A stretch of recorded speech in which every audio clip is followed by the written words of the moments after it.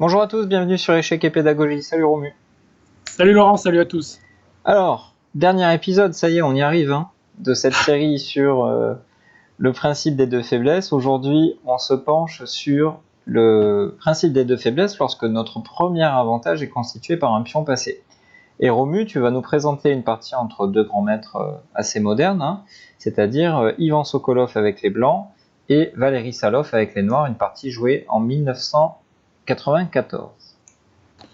C'est ça. Donc, on voit que Sokolov ici a un avantage assez stable, qui repose notamment sur le pion passé en B5, pion passé protégé. On voit également que le fou en D5 est extrêmement fort, puisqu'il est posté au centre, avec un œil sur l'aile dame, mais également sur le pion F7. Et la structure de pion, donc j'ai parlé du pion passé, mais la structure de pion des noirs est aussi pas terrible, puisqu'on voit les pions centraux qui sont fixés, notamment le pion D6 qui est arriéré sur la colonne ouverte D sur laquelle se sont postées les deux tours blanches. Donc il est clair que les blancs ont un avantage stable, mais pour l'instant, il est difficile de percer. Pourquoi ? Le pion B5 est certes passé, mais pour le moment, il ne peut pas vraiment s'avancer puisque la tour B8 vaille au grain. Et le pion D6, bien qu'arriéré sur colonne ouverte, on ne voit pas trop comment il pourrait être en danger, du moins immédiatement, puisque malgré le doublement des tours sur la colonne D, les noirs sont postés de manière assez efficace pour défendre ce pion avec le roi en E7 et la tour en D8. Donc il va s'agir, vous en avez l'habitude maintenant, puisque c'est la cinquième vidéo sur ce thème, de créer une faiblesse supplémentaire pour faire craquer la défense. Alors, comment choisir la faiblesse supplémentaire ? Il faut regarder qu'est-ce que nos pièces peuvent viser et attaquer. Alors, on a parlé du fou D5 tout à l'heure qui avait un œil sur le pion F7. Donc ce pion est sur case blanche, on a un fou de case blanche, ce pion peut être attaqué par le fou. Et donc si on arrivait à ouvrir l'aile roi et en particulier la colonne sur laquelle se trouve ce pion, à savoir la colonne F, alors nos tours pourraient éventuellement se transférer vers cette colonne et ainsi attaquer le pion F7 et travailler de concert avec le fou D5. Donc c'est ce qu'a fait Sokolov en jouant le coup tour F1, un coup qui peut surprendre évidemment si on n'a pas toutes les explications préalables. Ouais, c'est mystérieux, tour F1.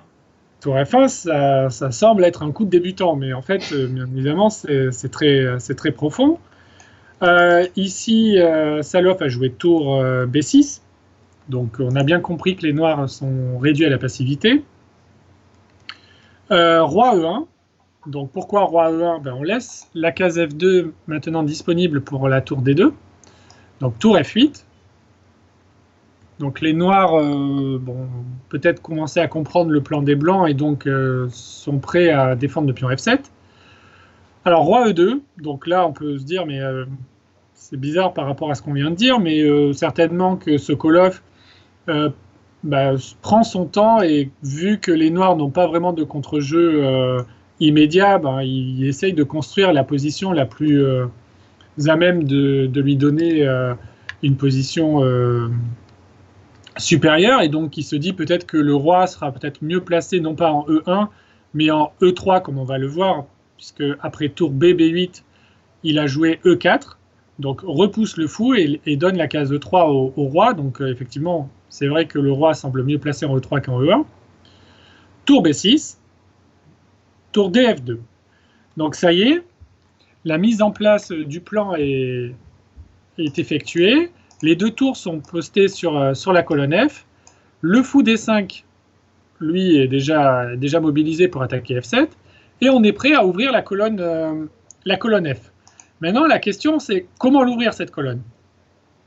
Parce que si les noirs jouent... dans la partie, ils ont joué fou D7. Si les noirs jouent F6, en se disant, ok, tu veux attaquer mon pion F, mais je vais le placer sur une case noire, comme ça le fou D5 ne pourra plus l'attaquer. alors on va changer notre fusil d'épaule et on va jouer tour H1 avec l'idée de jouer G4 de façon à ouvrir la colonne H. Et donc là, c'est plus la colonne F qu'on va ouvrir, mais c'est la colonne H. Et avec G4, la colonne H va s'ouvrir et donc la tour H1 va pouvoir rentrer notamment sur H7. Et on voit l'importance encore une fois du fou D5 qui contrôle la case F7 et donc qui empêche les noirs d'avoir tour F7 pour défendre la 7e rangée. Ouais, ce qu'on peut voir aussi, c'est que si on avait décidé, après F6 par exemple, de jouer pour F4, on va ouvrir la colonne F, mais ça va pas nous donner grand chose, tout simplement parce qu'après pion F4 prend E5, les noirs reprendraient avec le pion D, leur tour serait suffisamment bien placé avec l'aide du roi d'ailleurs pour tenir F6, et on n'aurait pas gagné grand chose. Finalement, on aurait transféré la faiblesse de D6 à F6, mais voilà, comme pour le pion D6, comme ce que tu nous as dit pour le pion D6, F6 serait parfaitement tenu. Donc, on espère avoir la colonne F ouverte, mais c'est pas suffisant pour pénétrer dans le camp adverse. Et c'est là toute l'ingéniosité de Sokolov, c'est de ne pas préparer F4, mais G4 en fait, qui va ouvrir finalement 2 colonnes plutôt qu'une. Exactement, puisque après fou D7, donc les noirs ont attendu, ça on a bien compris, il a joué donc non pas F4, mais G4. Donc G4, l'idée étant, déjà on menace pion prend H5, qui créerait une faiblesse sur la colonne H, le pion H5 serait très faible. Donc ça force les noirs à prendre une décision avec leur pion H, ils ne peuvent pas rester comme ça. Donc dans la partie, il a pris en G4, mais s'il avait joué H4, avec l'espoir de se barricader et de jouer G5, évidemment on ne laisse pas cet espoir se réaliser, et on joue nous-mêmes G5, avec l'idée d'isoler le pion H4, donc ce pion risque d'être faible, et maintenant on va pouvoir préparer F4, puisque les noirs n'ont pas la possibilité de faire F6, ou en tout cas s'ils font F6, c'est beaucoup plus affaiblissant, et notamment le pion G6 se retrouverait très très faible. Donc dans la partie, Salov a préféré jouer H prend G4, F prend G4, et ça y est, maintenant le pion F7 est tout de suite attaqué, puisqu'il a attaqué 3 fois et défendu seulement 2 fois. Donc il va falloir le défendre, on ne peut pas se permettre de donner le pion F7, si le pion F7 tombe, c'est toute l'armée noire qui va s'écrouler.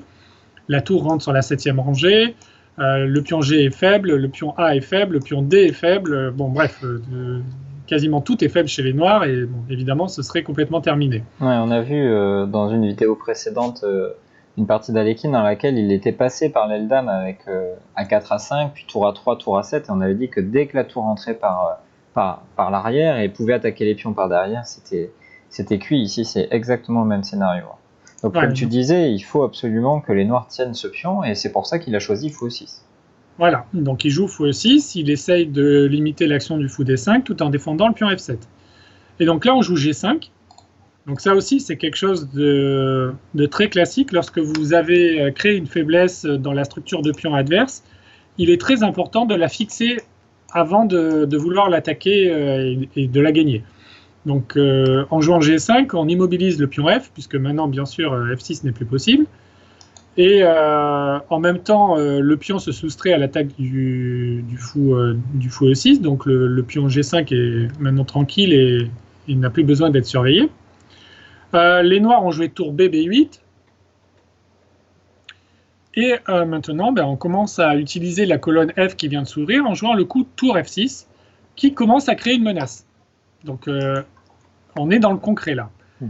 Quelle menace on menace, quelle menace on veut réaliser, pardon, c'est fou prend E6, avec l'idée de, donc par exemple si on joue un coup d'attente, de tout liquider, après pion prend, tour prend, tour prend, tour prend, roi prend, et rappelez-vous la première faiblesse, c'était le pion passé qui était bloqué, qui pour l'instant n'était pas vraiment utilisable, mais là c'est lui qui vient gagner la partie avec B6, puisque le roi noir n'est pas dans le carré et ne peut pas arrêter le pion. Ouais, donc, on voit bien le côté écartèlement des noirs, qui ne peuvent pas empêcher le pion B d'avancer et tenir l'aile roi en même temps. Donc là, on comprend bien que tour F6, c'est destiné à globaliser les échanges, et on ne pouvait pas le faire tout de suite, évidemment, parce que les noirs n'auraient pas repris du pion, mais du roi. Donc tour F6 crée une menace concrète, et les noirs n'ont pas le choix, ils sont obligés d'échanger eux-mêmes. Oui, c'est ça, on force les noirs à... encore une fois, à créer une concession, et ça, c'est pas forcément une bonne nouvelle pour eux. Donc après fou prend D5, on prend du pion C. Alors, j'allais dire évidemment. Alors pourquoi c'est évident de prendre du pion C? Il faut toujours se rappeler de la première faiblesse qu'on a évoquée, à savoir le pion B5 qui est passé. On a dit qu'il était pour l'instant contenu grâce à la tour B8. Si ce pion tout seul ne peut pas s'avancer, il a besoin d'aide. Et on voit que nos deux tours sont parfaitement mobilisées sur l'aile roi et sur la colonne F. Et c'est le roi qui pour l'instant ne fait pas grand-chose et qui pourrait se joindre à la bataille en allant sur la case C4 et soutenir éventuellement le pion B s'il pouvait avancer. Oui, voire attaquer aussi la faiblesse sur A5, selon ce qui se passe. Bien sûr. Donc les noirs sont obligés de rester sur la colonne B en jouant tour B7, roi D3. Donc on ne fait que renforcer sa position et améliorer une de nos pièces, c'est déjà une belle avancée. Donc là on améliore le roi, donc tour D7, roi C4. Attention, après roi C4, on menace de gagner immédiatement avec B6 et l'infiltration du roi serait décisive avec roi B5. Donc les noirs sont obligés de revenir en B7 pour empêcher B6. Tour 1, F3. Donc là, c'est un petit coup pour faire mijoter l'adversaire et de lui demander de jouer un coup. On voit que les pièces noires sont pas très mobiles. On voit que la tour F8 ne peut pas bouger, puisque le pion F7 tomberait. Le roi ne peut pas trop bouger non plus, puisqu'il y a le pion D6 qui demande surveillance. Donc il n'y a que la tour B7 qui doit bouger. Et donc tour B8, elle doit rester également sur la colonne B, puisqu'on l'a dit, sinon le pion B6 avancerait. Et maintenant tour H3. Donc on va passer sur la colonne H, et on va créer une sorte de zigzag, puisqu'on voudrait jouer déjà tour H7 avec la menace tour prend G6. On s'aperçoit que les noirs sont encore une fois obligés de faire quelque chose de concret. Ils ne peuvent pas se permettre de laisser la tour rentrer sur H7. Si les noirs attendent avec tour B6, on va jouer tour H7.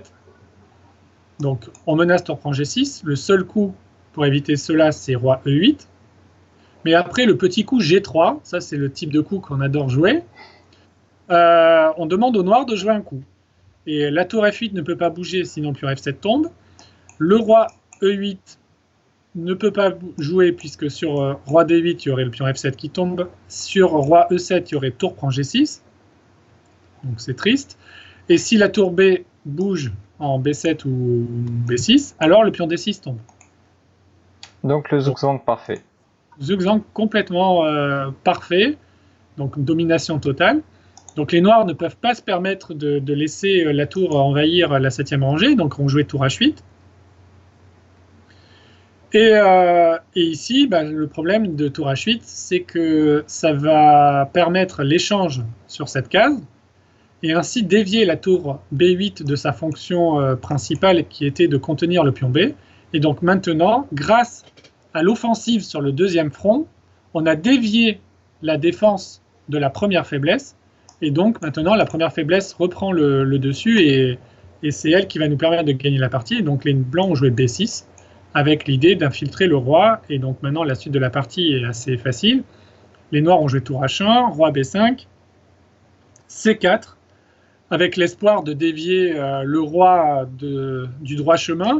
Évidemment, on n'est pas du tout intéressé par le pion C, puisqu'on perdrait le pion B en échange. Donc ça serait un troc malhonnête pour les blancs, puisque le pion B vaut de l'or, évidemment. Donc là, on joue B7. C3. Donc les noirs cherchent à avoir du contre-jeu. Donc là, bien sûr, sur dame, attention, il y a tour B1. Donc attention, on doit prendre nos précautions. Donc il a joué roi A6, il s'abrite. Tour B1, menace, empêche que le pion fasse dame. Et maintenant, on ne va pas oublier, bien sûr, le pion C3. Ce serait dommage de le laisser s'avancer jusqu'en C1. Et donc, il a joué tour F3, tranquillement. Attaque le pion, C2 obligé. Et après tour C3, c'est terminé, puisque les blancs vont gagner le pion C. Puisque sur C1 dame, évidemment, on ferait tour prend C1. Et la tour ne peut pas reprendre, puisque sinon, le pion B va faire une dame. Et donc, évidemment, Saloff a abandonné dans cette position. Ouais, vraiment un exemple absolument parfait pour illustrer ce thème du jeu sur les deux ailes, principe des deux faiblesses, on appelle ça comme on veut, mais on voit que pendant peut-être les 10 ou 12 premiers coups de cet exemple, les blancs ne portent aucune attention au pion B, ou en tout cas ne semblent porter aucune attention au pion B, tout simplement parce qu'ils ont compris que pour pouvoir s'en servir, il faut d'abord distraire, divertir l'organisation défensive de l'adversaire, et on ne peut le faire qu'en mobilisant ou qu'en forçant les pièces adverses à se mobiliser complètement de l'autre côté. Donc on a envie de dire que même quelqu'un qui ne jouerait pas aux échecs pourrait comprendre ce type de stratégie. Après, évidemment, pour les appliquer, il vaut mieux savoir déplacer les pièces. Alors, on va voir un dernier exemple pour cette série. Peut-être pas l'exemple le plus célèbre qu'on aura présenté dans la série. C'est une partie entre Lars Bo Hansen, un grand maître assez réputé, et un certain Alan Holst, que je ne connais pas, joué en 2004. Donc, on constate énormément de similitudes avec la partie que tu viens de nous présenter, Romu. C'est-à-dire que les blancs ont un pion passé protégé sur la colonne B, les noirs ont une mauvaise structure avec notamment un pion arriéré absolument bloqué sur la colonne semi-ouverte D, la case D5 qui nous intéresse énormément, mais toujours le même problème, c'est-à-dire que notre pion passé est pour l'instant bien surveillé par les pièces noires, on ne peut pas passer en force, on ne peut pas l'avancer, et donc il va falloir faire preuve de patience et surtout de méthode. Donc, on l'a compris, pour pouvoir faire passer ce pion, il va falloir notamment obliger les noirs à tourner la tête de l'autre côté et à regarder vers l'aile roi. Et le premier coup du grand maître avec les blancs est particulièrement riche stratégiquement, c'est le coup dame F1. Alors ça n'a pas l'air d'être un coup d'attaque, on recule, on essaie de cacher notre dame, semble-t-il, mais en fait c'est un coup extrêmement riche. La première idée, c'est qu'on est en train de renforcer notre contrôle de la colonne A en ajoutant un défenseur à cette tour A1. Peut-être qu'un jour on pourrait même rêver à mettre notre dame derrière les tours blanches sur cette fameuse colonne, donc on renforce notre contrôle de la seule colonne ouverte sur l'échiquier. Par la même occasion, ce qu'on est en train de faire, c'est de créer une petite batterie avec la dame F1 et le fou G2. Alors vous allez me dire, batterie pas très intéressante, parce que tu ne vises qu'une case sur H3, mais justement c'est tout l'intérêt de cette batterie. Notre fou est clairement mauvais sur G2, celui de l'adversaire est clairement bon, notamment parce qu'il contrôle la case D5, et donc les blancs souhaitent à terme pouvoir échanger dans de bonnes conditions les fous de case blanche. Donc vraiment, le coup dame F1, c'est un coup riche par excellence. On regarde vers l'aile dame, on regarde vers l'aile roi, et on est vraiment en train de faire exactement ce qu'il faut faire, c'est-à-dire faire en sorte que le jeu se passe sur les deux côtés. Alors, le coup joué par la personne qui défendait les noirs est probablement pas le coup le plus avisé dans la position. Toujours pareil, dans une situation passive, c'est pas facile de prendre les bonnes décisions. Il a joué F6, qui a plusieurs défauts. Le premier, c'est que ça affaiblit le roc de façon générale. Il était déjà pas très bien en point, j'aurais d'ailleurs pu le dire dans la présentation. On a fait un fianchetto avec les noirs, mais le fou a disparu, donc les cases noires sont faibles. C'est peut-être d'ailleurs ce qui a poussé les noirs à jouer F6, ils souhaitaient renforcer leurs cases noires. Mais donc, qu'est-ce qu'ils ont fait? Ils ont affaibli leur roi de façon un petit peu plus grave. On voit que la 7e rangée s'est affaiblie, ça pourrait être un nouvel axe d'attaque pour les blancs, mais aussi le fou sur E6, dont on a dit que les blancs espéraient l'échange, n'est plus défendu par un pion. Tant que le pion était sur F7, on va dire que les noirs n'avaient pas de soucis en cas d'échange, tout simplement parce qu'après fou H3 et fou prend E6, ils auraient pu reprendre avec le pion et ainsi garder un contrôle absolu de la case D5, ne pas permettre la pénétration du cavalier par exemple. Donc suite à F6, à la fois le roi noir devient faible et l'échange espéré par les blancs devient de plus en plus réalisable parce que notamment il n'y aura pas de pion sur E6.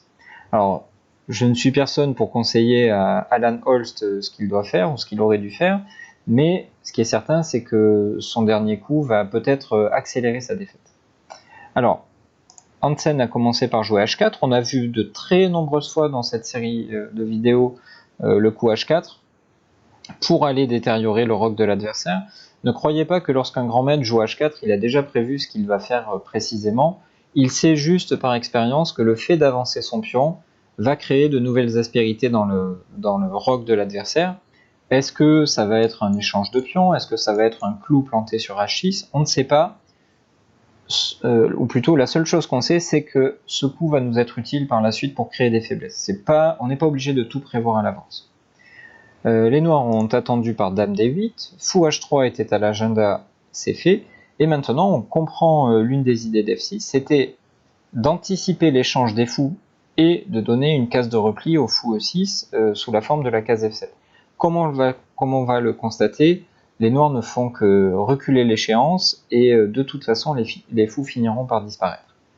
On a bien travaillé au niveau de l'aile roi, on a réussi à activer notre fou qui était ridicule en G2 et qui devient plutôt intéressant sur H3. On a joué H4.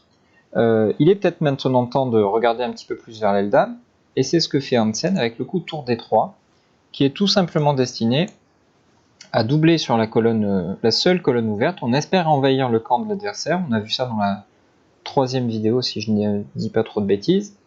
On a parlé des colonnes ouvertes et donc on a vu ce genre de choses. Les noirs ont décidé d'échanger les tours, puis de jouer cavalier C7, notamment pour défendre la case A8 et ainsi pouvoir proposer l'échange de leur tour sur cette fameuse case. Tour D1 est une bonne façon de montrer que le cavalier avait une mission sur E8, d'ailleurs il est obligé d'y retourner pour défendre D6, et maintenant tour A3. Un petit peu à la façon de Karpov, Romu, puisqu'on a vu beaucoup de ces exemples, le grand maître avec les blancs est en train de patiemment appuyer là où ça fait mal, mais sans se presser. Ouais, la patience est vraiment de rigueur et il est très important de laisser mijoter l'adversaire tranquillement, de l'harceler à gauche, de l'harceler à droite, de jouer un peu avec lui et en espérant le faire craquer et qu'il fasse des concessions qu'on pourra exploiter par la suite. Exactement. Et ici, il va y avoir une concession, justement. On n'a pas envie de laisser la colonne A aux mains des blancs, mais si on essaie de la contester, c'est ce qui s'est passé dans la partie, suite à l'échange des tours, la dame a dû quitter son poste défensif, et les blancs en profitent pour jouer une jolie petite manœuvre, fou D7. Alors quel est l'intérêt de ce fou sur D7? On va le voir dans les 2 prochains coups. Le fou passe par C6, puis arrive en D5, et ce que les noirs souhaitaient éviter lorsqu'ils ont joué F6 et fou F7 va arriver quand même, c'est-à-dire que le fou de case blanche va disparaître et la case D5 va devenir disponible pour le cavalier, puisqu'évidemment il ne souhaite pas s'échanger. Cavalier C7, fou prend F7, roi prend F7. On essaie toujours de passer par l'aile dame, on voit notamment l'invasion possible de la 7e rangée, avec pourquoi pas un accompagnement du pion passé. C'est la raison pour laquelle les noirs jouent Dame B8, Dame A5 pour insister encore un petit peu plus au niveau du pion passé, et on va réussir pour une première fois à pousser ce pion d'au moins une case. Cavalier E6, B6, cavalier D8 pour essayer de tenir un petit peu. Il fallait faire attention à une menace, si les noirs avaient joué n'importe quel coup, après Dame A7 échec, on allait probablement se retrouver dans une situation comme celle-ci, cavalier D5, le cavalier est obligé de venir sur A8, mais il n'a plus aucun avenir et virtuellement les blancs ont une pièce d'avance. Évidemment, ce ne serait pas acceptable. Donc en jouant cavalier D8, ce qu'espèrent les noirs, c'est ne pas permettre au pion B6 de devenir un pion A7, et après Dame A7 échec, on conteste l'échec par Dame B7. Cavalier D5, après de longues manœuvres, plus de 15 coups de manœuvre, le cavalier enfin arrive sur sa case privilégiée, et maintenant Roi E6. Si vous n'appliquez pas la méthode des 2 faiblesses, il va être compliqué de gagner cette partie bien que vous ayez un grand avantage, tout simplement parce que les noirs sont suffisamment bien organisés pour verrouiller l'aile dame pour l'instant. Heureusement, vous êtes abonné à une chaîne formidable qui vous apprend le principe des 2 faiblesses, et donc ici, pour pouvoir passer, on va choisir le coup G4. Après avoir énormément travaillé sur l'aile dame, on vient travailler sur l'aile roi. Et ici, Romu, on retrouve un principe qu'on a déjà vu plusieurs fois. On va venir, grâce au coup G5, fixer une faiblesse, notamment la faiblesse sur H7. Ouais, pour encore une fois que le pion va être fixé, ça va réduire encore un peu plus les possibilités adverses. Et les blancs vont être littéralement tout seuls à jouer et les noirs vont tout simplement manquer de coups utiles en fait. et vont se faire étouffer petit à petit. C'est ce que on va le voir rapidement avec la suite de la partie. Ouais, exactement. Et puis on va aussi se rapprocher, au fur et à mesure qu'on restreint les possibilités adverses, on va se rapprocher des possibilités de le mettre en zoomant. Alors les noirs, je sais pas s'ils tentent le tout pour le tout, ou s'ils en ont un petit peu assez et veulent mettre une fin rapide à la partie. En tout cas, il a joué F5, qui est probablement une petite bêtise, mais de toute façon, sa position était sans espoir. Pourquoi c'est une bêtise? Parce qu'après E prend F, qui force G prend F, on a maintenant le coup G5, et ce n'est plus un pion passé, mais 2 pions passés que les noirs vont devoir surveiller. Ils sont très éloignés l'un de l'autre, et les noirs ne sont pas suffisamment souples pour faire le grand écart entre les colonnes B et G. Donc la partie est bientôt terminée. On va regarder les derniers coups en accéléré. F4, Dame A3. Bon, Monsieur Hansen aime probablement attaquer le roi, donc il décide d'une fin de la partie un peu plus agressive. Roi D7, Dame H3 échec, Roi C6, Dame F3 qui crée les conditions d'une tactique, avec notamment un vis-à-vis, Roi D7, Cavalier F6 échec, et ici c'est l'invasion avec notamment le couple Dame et Cavalier dont vous nous avez entendu parler plusieurs fois sur cette chaîne. Dame H5 menace mat par Dame E8, Cavalier D5, Roi D7, et ici tout s'effondre, Dame prend H7, suivi de G6. On comprend bien que les derniers coups étaient superflus, mais on comprend surtout que dès son premier coup, Hansen avait déjà les idées très très claires. Il savait qu'il allait devoir, que pour pouvoir gagner avec son pion passé, il allait devoir d'abord travailler sur l'aile roi, et son coup Dame F1 était voilà, un premier coup dans la très très bonne direction et dans la bonne stratégie. Ouais, complètement. Un bel exemple, qui est, comme tu l'as dit, pas très très connu. Et on s'est dit que c'était bien aussi de montrer des classiques, mais aussi des parties qui étaient pas forcément dans tous les ouvrages spécialisés.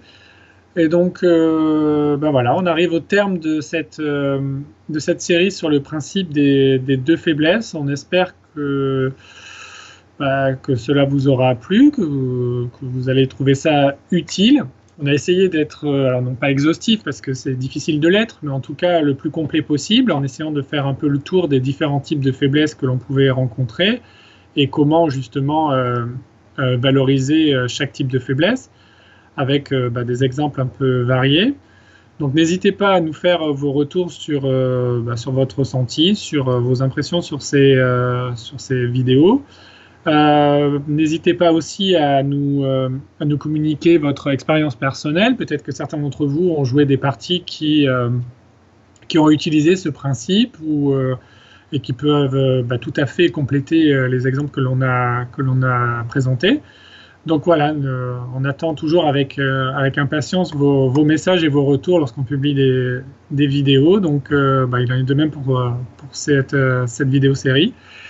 Et si vous avez aimé, n'hésitez pas à liker la vidéo, à la partager autour de vous, à vous abonner à la chaîne si ce n'est pas déjà fait.